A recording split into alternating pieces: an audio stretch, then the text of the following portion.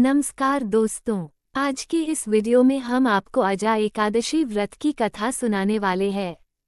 भाद्रपद मास के कृष्ण पक्ष की एकादशी तिथि पर अजा एकादशी का व्रत रखा जाता है, जो पापों से मुक्ति दिलाने वाला होता है।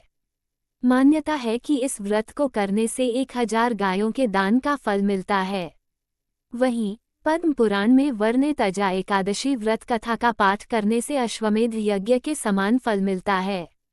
युधिष्ठिर ने सवाल पूछा, जनार्दन, अब मैं ये जानना चाहता हूँ कि भाद्रपद मास के कृष्ण पक्ष में कौन सी एकादशी आती है।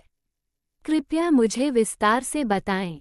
भगवान कृष्ण ने कहा, राजन, इच्छित होकर इसे सुनो। भाद्रपद मास के कृष्ण पक्ष की एकादशी को अजा नाम से जाना जाता है। ये सब पापों का नाश करने वाली बताई गई है। जो भगवान ऋषिकेश का पूजन करते इसका व्रत रखता है, उसे सारे पापों से मुक्ति मिल जाती है।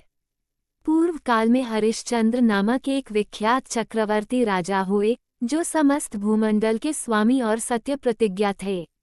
एक वक्त किसी कर्म का फल भोग प्राप्त होने के बाद उन्हें राज्य से भ्रष्ट होना पड़ा था। राजा ने अपनी पत्नी व पुत्र को बेचा और फिर अपने आप को भी बेच दिया। उस समय पुण्यात्मा होते हुए भी उन्हें चांडाल की दास्ता करनी पड़ गई थी।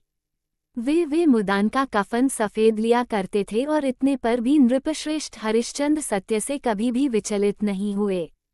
इसी प्रकार चांडाल की दास्ता करते हुए उनके कई वर्ष व्यतीत हुए। इससे राजा को बड़ी चिंता हुई और वो अत्यंत दुखी होकर इस बात को सोचने लगे कि क्या करूं, कहाँ जाऊं, कैसे मेरा उद्धार हो सकेगा। इसी प्रकार की चिंताओं में वे शोक के समुद्र में डूब गए। राजा को आतुर जानकर कोई मुनि उनके पास आए, जो महर्षि गौतम थे। श्रेष्ठ ब्राह्मण को आते देख गुपत्रेह ने उनके चरणों में प्रणाम किया और दोनों हाथ जोड़कर गौतम के सामने खड़े हो गए। तब उन्होंने अपना सारा दुख समाचार बताया।